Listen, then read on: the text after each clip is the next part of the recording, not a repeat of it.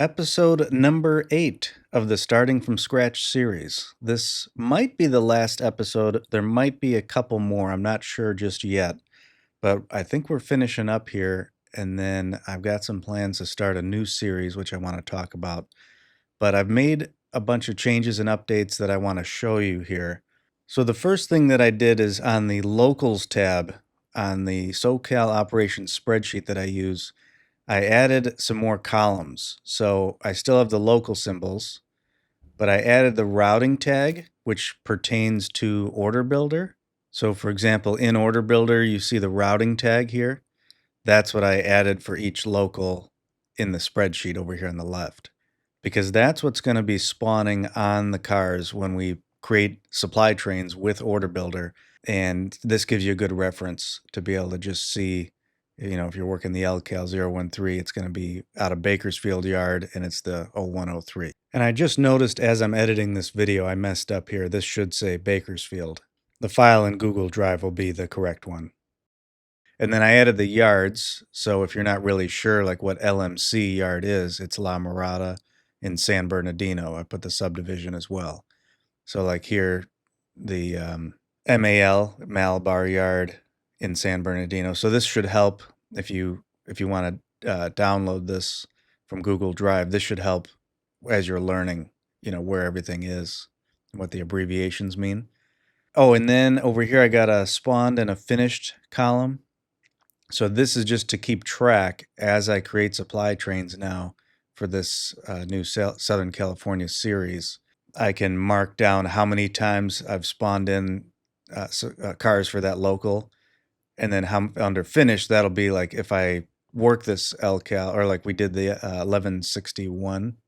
So if I finished it, then I would put a 1 there, so then I know. And then if I did it again, I'd put a 2. But then this would be a 2 because I had spawned it twice. For example, like if this was both 2, or let's just make it both 1.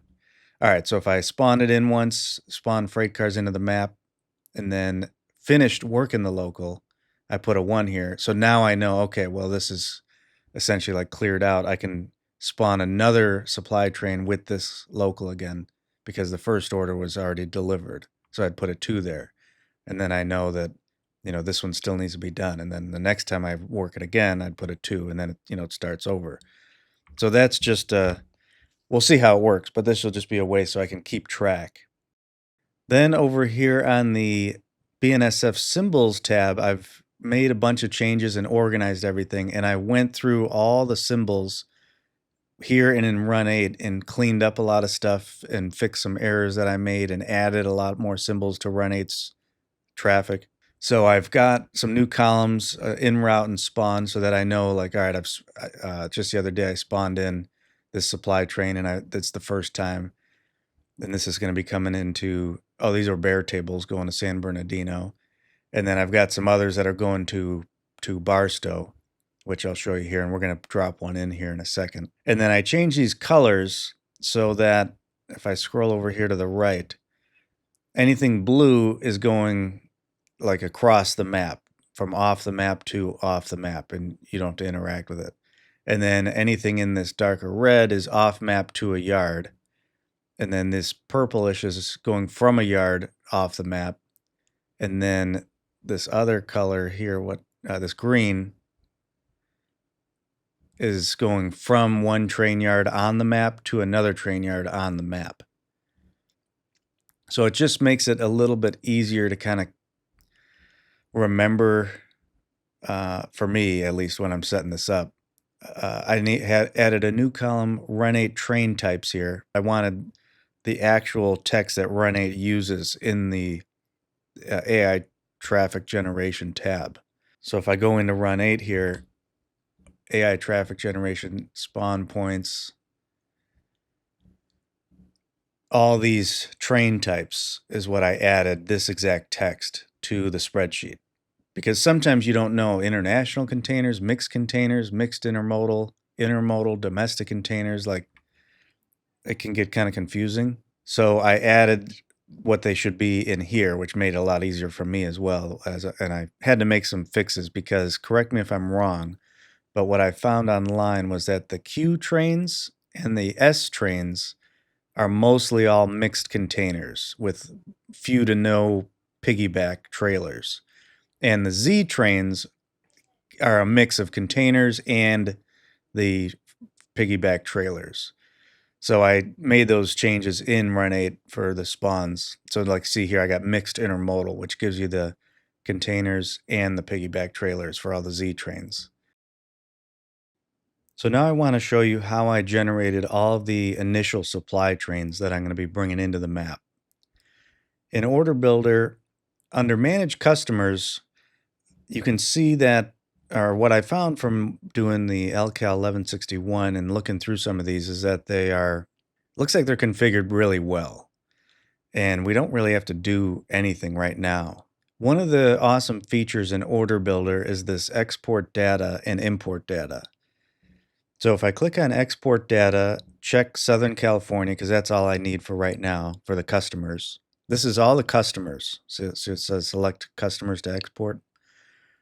So if I click here, I'm going to save it to the desktop. And I want it in a CSV. So I have to change this down here to CSV. And then I can hit save. It's going to overwrite the one that's currently there from earlier. Hit export data. And then you get this confirmation. So I'll hit OK. Now I can open up this CSV file on my desktop. And I'm going to get this. I can click here and double click any of these columns to give us some room, get them all spaced correctly. And this is all of the Southern California customer details. So it's just a lot like the industry configuration on our other spreadsheet that we exported from Run 8.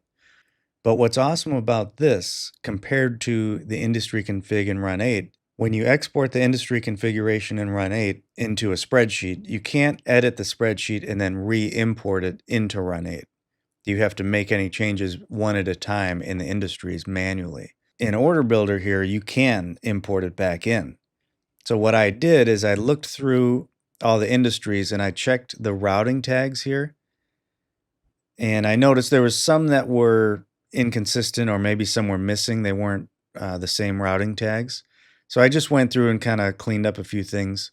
So as an example of how you can adjust it really easily, if these routing tags here were all LOP53, but I wanted them to be like the others and be Mojave Yard MJ space LOP53, I could just quickly copy and paste, change that to a 3, and then just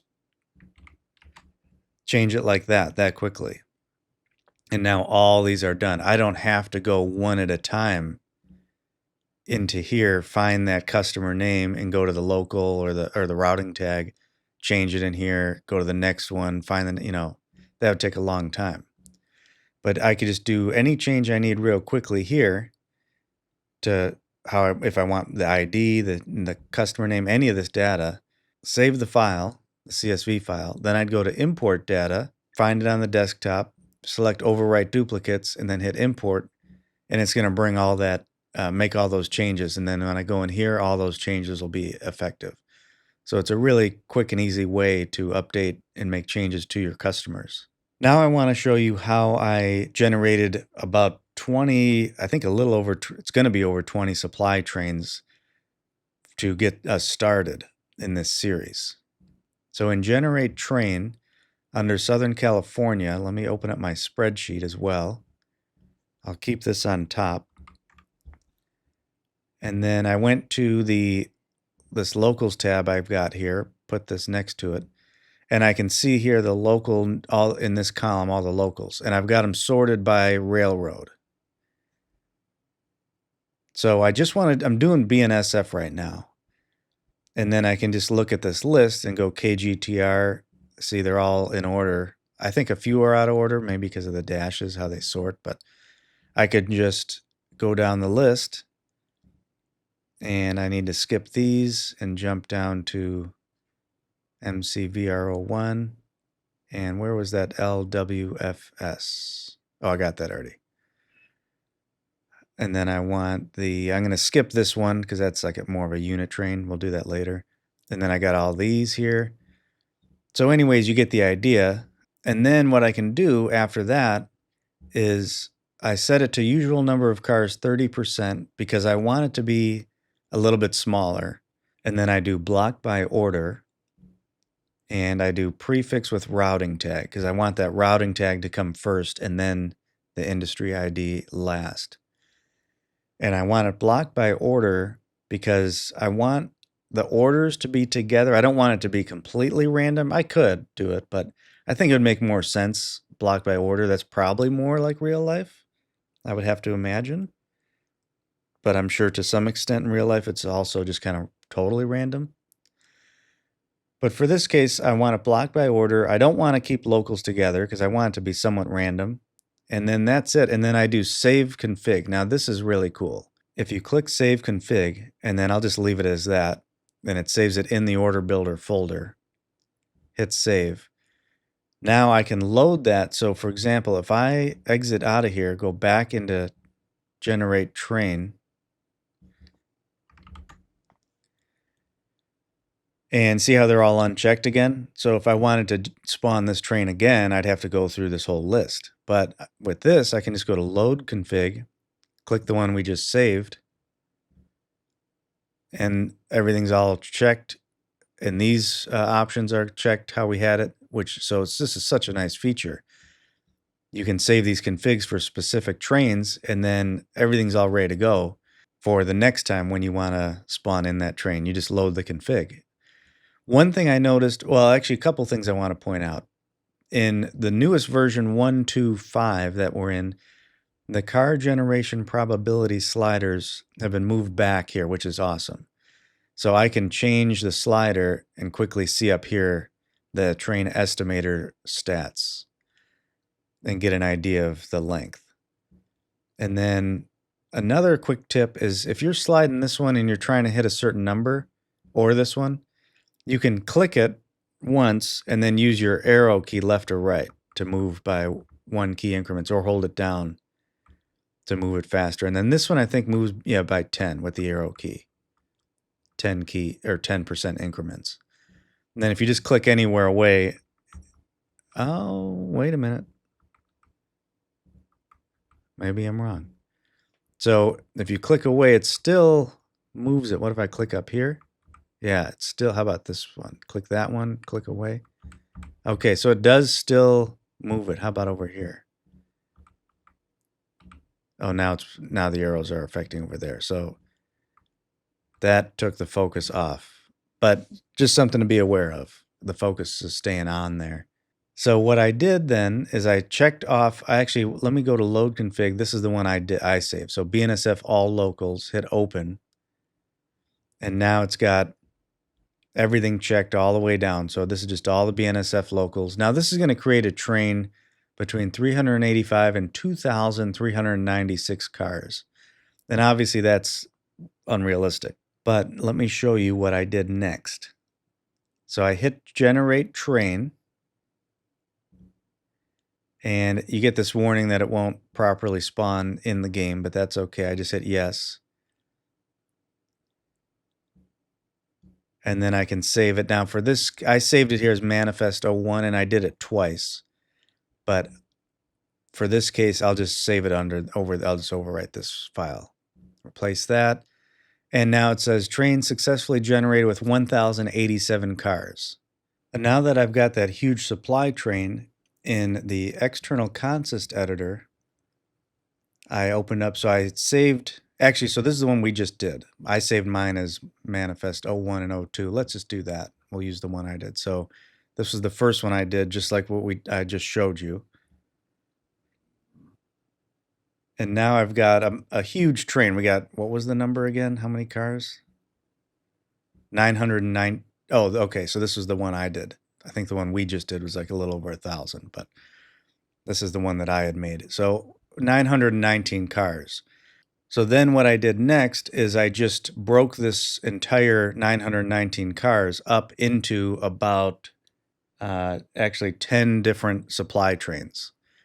And I put locomotives on all of them. And then over here in my BNSF symbols tab, I use these symbols. So you can see the 3 that I've already dropped in. This is 3 of the 10 different supply trains that I've made that I've spawned in. And we're going to spawn in another one here in a second into run 8. Now at this point, you might be asking, why did you generate a train that's like 1,000 cars long and then have to break it all apart? Why not just create individual trains separately in Order Builder? Well, the reason is because I wanted to include all the locals, and I figured this was probably an easier way and a better way to get all the different locals spawned onto the map in a really random, more natural way. Back in Run 8, I want to head over to East Seligman. So I'll use the extra board, and I'm just going to find East Seligman, hit load. And now we're over there, and I'm going to drop in another supply train. And it is possible that the AI can drop a train in here right now randomly, and then I would just have to wait. But all I need to do is, now that I've broken apart all those thousands of cars into separate trains, you can see them all here. And I still have a few more to go. I'm going to be over 20 because I did it twice. So I had the generation at 30% of max cars, but I did that twice. So I created 2,000 car manifests. So I figured that would make them even more random. But ultimately, when all these supply trains come into the yard, imagine all these supply trains, and the ones I got to add. So say there's 20 total. When all 20 are in Barstow and over the hump, that will be all the orders for all these local jobs will be ready to be delivered once we get them sorted, like the proper amount of cars for each local, thanks to the Order Builder and the way that it works. After they're all in to the Barstow Yard and the hump, I'll spawn in more supply trains, but I'm not going to sort them yet until I've got certain local jobs completed. Once I've worked those locals, delivered the cars, picked up the empties or whatever, and brought them back to Barstow, and I've checked off in my spreadsheet over here, for example, like, okay, I finished this one, then I'll come back to Order Builder, generate some new supply trains, and put the locals on that are ready for their next order. I'm sure a lot of what I just said probably is extremely confusing and makes no sense, but don't worry about it because we're going to be doing it in this new series, and it'll probably be it'll be easier once you see what I'm talking about. But I've got 3, so if I go in to here, you see I got the total. So I got 3 supply trains spawned in already, and here's the symbols that I did. So that means up here, I've done these first 3. So I'm going to do the 4th one, which is a Belen, New Mexico to Barstow. And then I'm just going to load it into the consist editor and run 8, hit place, and then I'm going to drop it right there. And that's it. And then I'm just going to click here and do actually, before I do AI recrew, I didn't do this on the first 3 I spawned in, but thinking about it at night, I realized I want to do a dash and then 04 for the number, the supply train number. Because remember, this was supply train 4. So I want to add the dash and then what supply train it was. And the reason is because once I get these all, so I'll just hit AI recrew and get them going. The reason why I want to put the number in there is because eventually this train and a bunch of other supply trains are going to be sitting in Barstow Yard waiting to go over the hump. And I want to be able to differentiate between the first batch, the first, let's say, 20 supply trains that have every industry's order. I want to be able to differentiate between supply train number 26 or 27 that comes in, weeks from now. I don't want to mix that one in yet with the current orders. Again, that probably might not make sense, but I'll show you what I'm talking about later as we actually do it.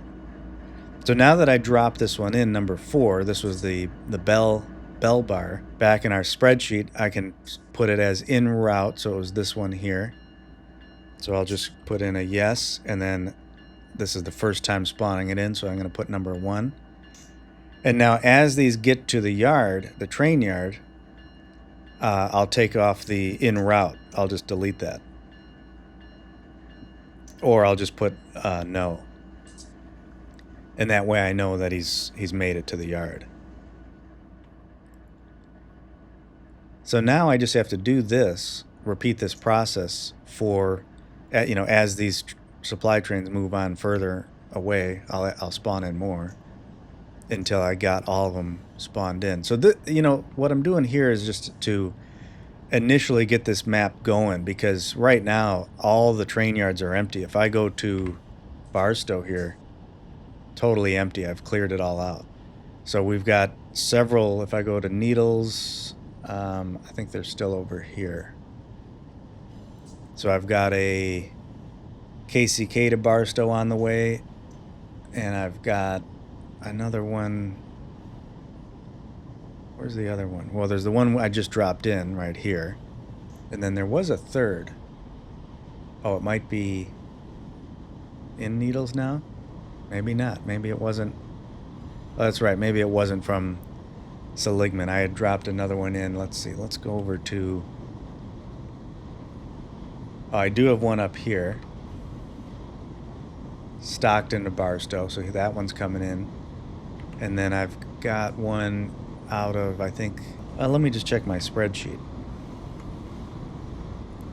So I got the KCK to Barstow. This one we just dropped in out of Seligman. Oh, this... Okay, so this is the Stockton out of Riverbank. And then I did this one out of Watson Yard, so the Alameda Corridor. So I should be able to find that one up here. But it's not even... Is it in Cajon now? Oh, yeah, it is already. It's going past San Bernardino Yard right now. Watson to Barstow. He's going to be going up the Cajon Pass. Let's see if we can even see him here. And then he'll be going to Barstow with supplies. Where are we at? There's... Oh, here he is.